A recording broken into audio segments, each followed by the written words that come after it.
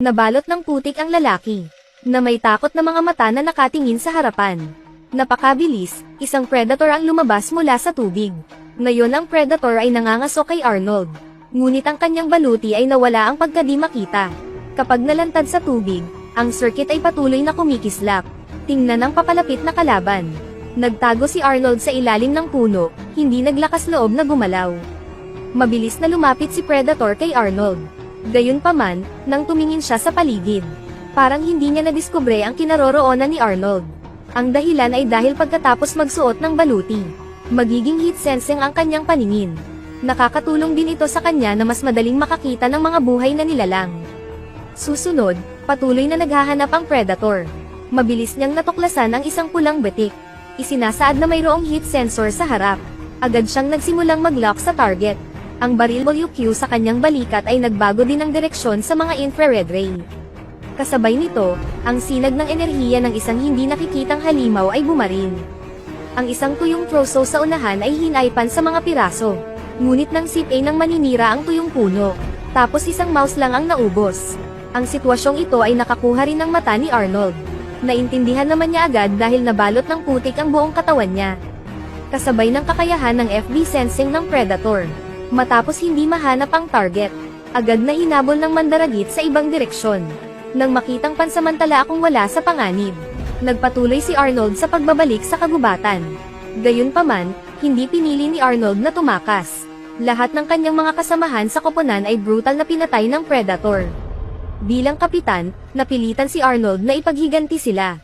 Dahil makikita ng Predator ang lahat ng uri ng modernong armas, SUR.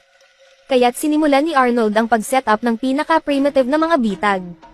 At sa pagkakataong ito ang kalaban ay isang alien na nilalang na hindi pa nakikita. Ang pag-asa lamang sa mga bitag ay hindi siguradong papatayin ang kalaban. Pagkatapos noon, nagsimulang gumawa si Arnold ng mga madaling gamiting WQ na armas, Shode. Una niyang itinali ang ilang nababaluktot na kawayan. Pagkatapos ay gamitin ang iyong pambihirang lakas upang yumuko ang mga ito. Nang maingat na tinapos ni Arnold ang tali ng panak, napakabilis ng isang espesyal na busog at palaso ay nakompleto. Matapos ang lahat ay handa na. Sinimulang pairan ni Arnold ng putik ang buong katawan. Ito lang ang alam niyang paraan para makatakas sa Predator. Pagkatapos, tumingala si Arnold sa buong buwan. Sa alamat, ito ay isang palatandaan na ang mga demonyo ay nagsimulang manghuli. Siguradong magiging madugong gabi ang gabing ito. Ngayon ay handa na siya para sa buhay at kamatayang labanang ito. Kasabay ng malakas na dagandong ni Arnold, siya ay opisyal na nagdeklara ng digmaan laban sa Predator. Samantala, narecover na ni Predator ang bangkay ng pinatay niya. Pagkatapos ay direktang ihok ang bungo at gulugad ng kalaban. Kinokolekta ng mga mandaragit ang mga buto ng kanilang biktima bilang mga tropeyo. Ito para sa kanya ay isang simbolo ng kapangyarihan at kaluwalhatian. Nang marinig niya ang tunog ng kanyang biktima na umaalingaw-ngaw mula sa malayo. Alam ng Predator na ito ay isang hamon. Gayunpaman, bilang isang mandaragit, hindi siya natatakot. Samantala, inihagis ni Arnold ang sulaw sa tumpok ng tuyong panggatong sa lupa. Ito ay isang lugar lamang na ginagamit mo upang akitin ang iyong mga kaaway. Pagkatapos noon ay inakyat agad ni Arnold ang malaking puno sa tabi niya. Naghanda siyang magtago dito at maghintay sa kalaban. Kapag lumitaw ang kalaban, gagamit siya ng busog at palaso para tambangan sila. Nang matamang nakatingin sa harapan si Arnold. Sa oras na ito, nakahanap na rin si Predator dito. At ang kanyang landing position ay malapit lang kay Arnold. Matapos maramdaman ang abnormalidad sa likod, maingat na nahiga si Arnold na hindi gumagalaw sa puno ng kahoy. Maghintay hanggang iwan ka ng Predator. Mabilis niyang ginamit ang mga baging para umindayog sa isa pang puno. Ang paggalaw na ito ay agad na nakakuha ng atensyon ng Predator. Ngunit pagkatapos gamitin ang sensor ng init, walang nakitang bakas ng nakapaligid na target. Pagkatapos noon ay ibinaba na rin ni Predator ang bantay nito. Mabilis siyang pumunta sa kinaroroonan ng apoy. At ang lugar na ito ay nasa paningin ni Arnold. Agad siyang nagpaputok ng isang espesyal na palaso. Kasabay ng malakas na tunog ng BZ ang umalingaw-ngaw. Agad na nag-counter-attack ang Predator. Dahil hindi mo makikita ang posisyon ng kalaban, maaari lamang siyang gumamit ng mga kanya ng enerhiya upang bambahin ang paligid. Sa isang kisap mata, lumiwanag ang buong kagubatan na parang araw. At sa ilalim ng walang pinipiling pag-atake ng Predator, Patuloy na pumutok ang mga energy shot malapit kay Arnold. Nang makita na ang kalaban ay hindi pa rin nagpapakita ng mga palatandaan ng paghinto. Mabilis na tumalon pababa ng puno si Arnold. At ang paggalaw na ito ay nakita din ng Predator. Habang papalapit sa kanya ang isa pang energy shot, mabilis na tumalon si Arnold sa likod ng isang bato upang maiwasan ang mga bala. Samantala, ang katawan ng Predator ay patuloy na kumikislap ng mga sinag ng kuryente. Lumiliko sa panahon ng pag-atake ni Arnold. Ang stealth function sa armor ay hindi pinaganya. Bilang pagkakataon, nagsimulang tumakbo si Arnold pa sa bitag. At ang kanyang mga galaw habang tumatakbo sa mga palumpong. Agad ding nakilala ni Predator. Agad nitong sinundan ang mga yapak ni Arnold hanggang sa dulo. Habang tumatakbo palayo, biglang si Arnold nakarinig ng kakaibang ingay mula sa likuran. Alam niyang humahabol sa kanya ang Predator. Nang mapagtanto ang panganib, mabilis siyang nagtago sa ilalim ng tuyong puno.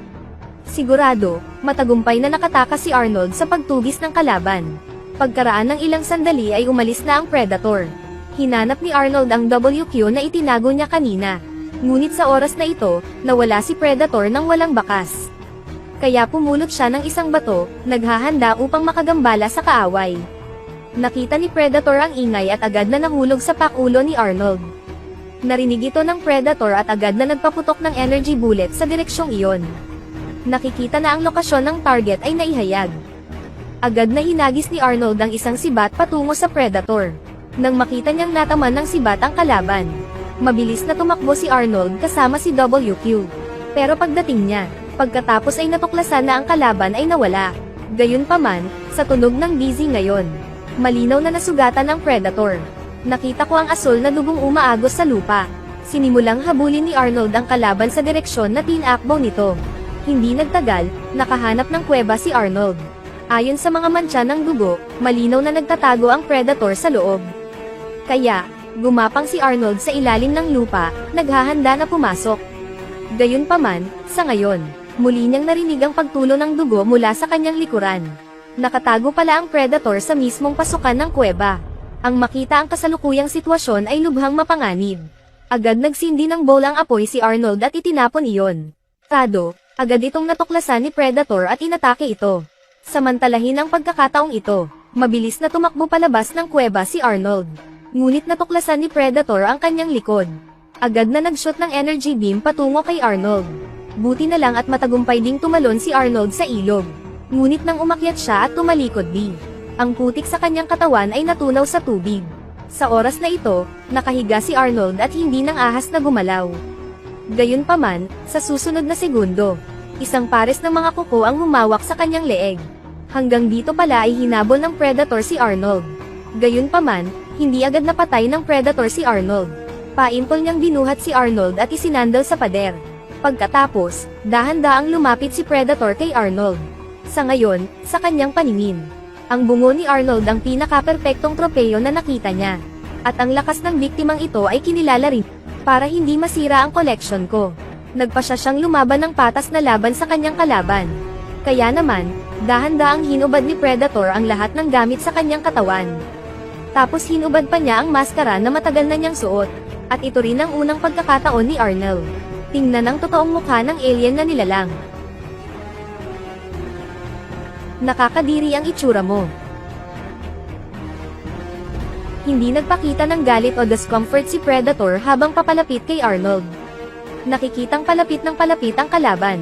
Mabilis na pinulot ni Arnold ang patpat at ibinato ito ng malakas.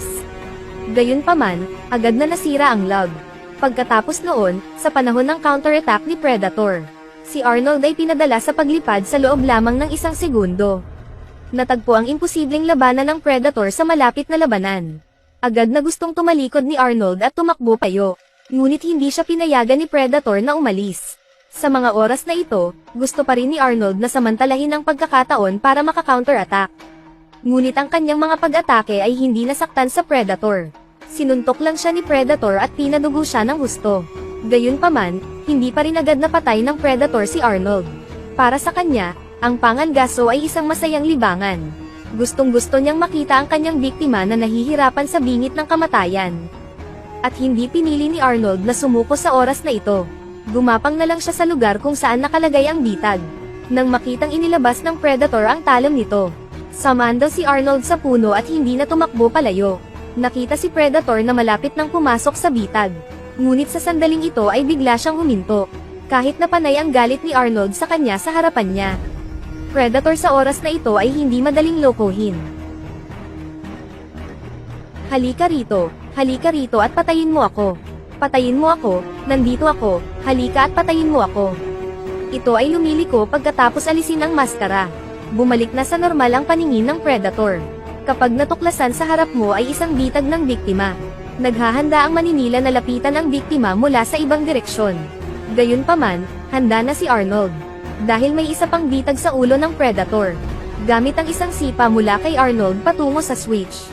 Agad na nahulog ang isang sinaunang puno na tumitimbang ng ilang tonelada. Sa pagkakataong ito, sa wakas ay wala ng oras si Predator para mag-react. Diretso siyang tinamaan ng sinaunang puno.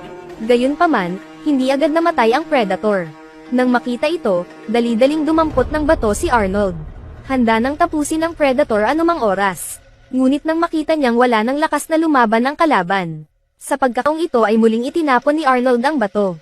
Gusto niyang malaman ang tunay na pagkatao ng kausap. Ano ka ba?